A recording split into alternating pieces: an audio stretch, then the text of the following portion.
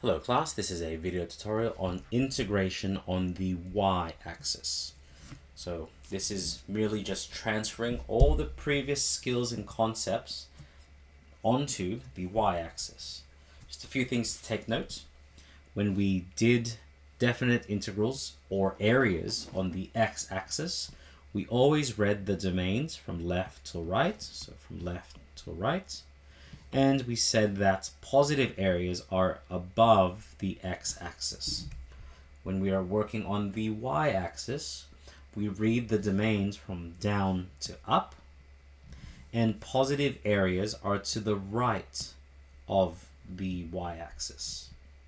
Okay, with that in mind, let's take a look and compare these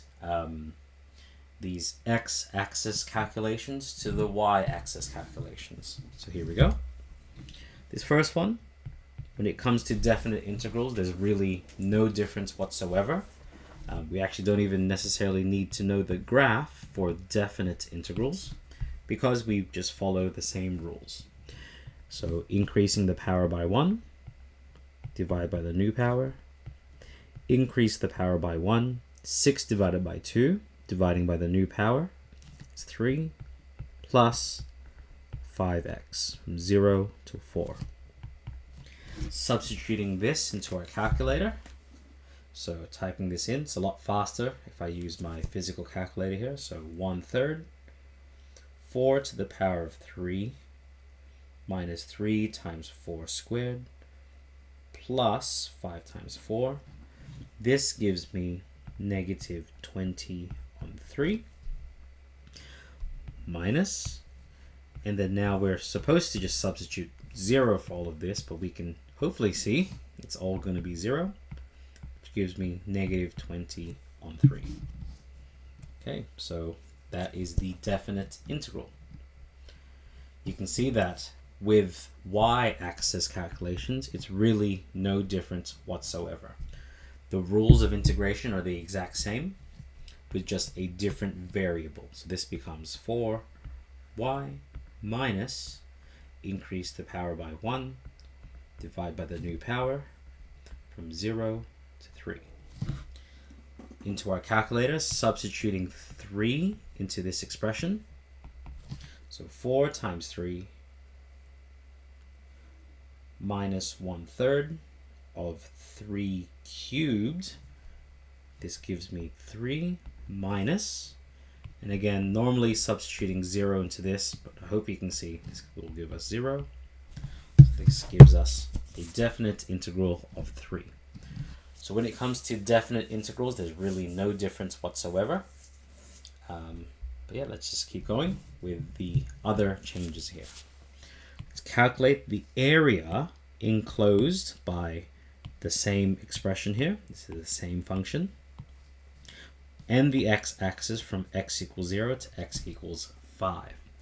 Now remember, whenever we do areas of the integral, we must take into account when the graph is above the x-axis and when it is below the x-axis. So in actual fact, we have to do two different definite integrals here. From 0 till this first intercept. I hope you can see that it's going to be an x-intercept of 1. You can pause and calculate that yourself for a moment. And then we have to go from 1 till 5. So the area of this is the integral from 0 to 1 of our expression, dx. Now, because this portion is below the x-axis, if we do just a definite integral, this will give us a negative definite integral. To correct for that, we do a minus from 1 to 5 of this same expression. Because that minus with this negative definite integral will make it into a positive. So we already have our integral here, so I'm just going to copy paste this. So this is going to be from 0 to 1 minus the next one, same deal. It's going to go from -1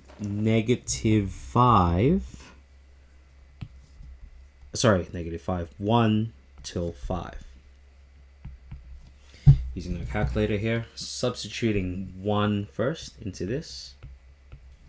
So 1/3 times 1 cubed minus 3 times 1 squared plus 5 times 1. We get 7/3 minus, substituting 0 into this, I hope you can see, will automatically just give us 0. Now notice how this first set of brackets is this substitution. Minus, we're going to do the exact same thing. Substituting 5 this time. 5.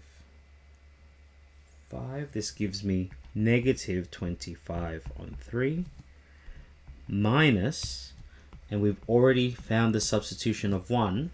It'll give us 7/3. Taking these two together, we can see that will give us -32/3. And this is 7/3. But like I said before, these two negatives make this into a positive area.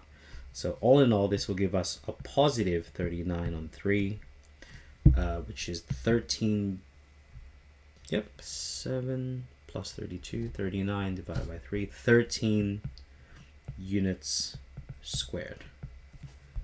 So that is the area from 0 to 5, accounting for this positive portion and negative portion. Now for the y-axis, you can guess it's actually the exact same thing. We have to break apart this integration. We can't just go from 0 to 3. From 0 to 3. We have to stop. We have to stop at this, in this case, y-intercept. Now I hope you can figure out what that y-intercept is pretty quickly. That's +2 here, and this is -2. So this means our area must be from 0 until 2 of 4 minus y squared dy. And again, because to the left of the y-axis is our negative definite integrals, to account for this integration being negative, we have to do a minus from 2 till 3 of 4 minus y squared dy. And from here, it's all just the algebra. We've already done this integration here, but I'll do it one more time here. So the integral of 4 becomes 4y. The integral of -y squared becomes increase the power by 1, divide by the new power, minus, and for this one, I'm just going to copy paste, but this time it's going to go from 2 till 3. Substituting 2 into this one, let's use my calculator. 4 times 2 minus 1, minus 1/3 of 2 cubed. This first substituting 2 gives me 16/3 minus. If I substitute 0, I will definitely get 0. The minus stays here. Substituting 3 into this. So the next one is substituting 3 into this one. We get 3 minus, and we've already substituted 2. The substitution of 2 is this one. So minus 16/3. So this gives us 16/3. 3 minus 16/3. So inside this bracket, this substituted, well, this evaluated, gives us -7/3. So this, like I showed before, these two cancel and become a plus. This gives us 16 plus 7. This gives us 23 on 3 units, units squared.